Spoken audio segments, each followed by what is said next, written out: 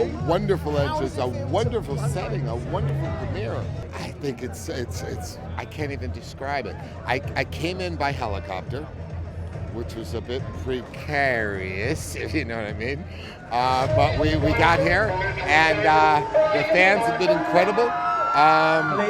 It's exciting to finally show the movie, and it's kind of a spectacular event. He's been traveling the world for about 15 years, living life, amassing a group of friends, of misfits, that we find in this movie, that he's willing to go from being a lone wolf into somebody willing to work with a team.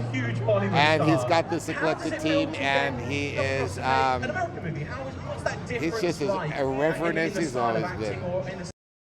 I think that they're going to get a simple 3-letter word that's been overlooked in cinema: fun, and lots of it.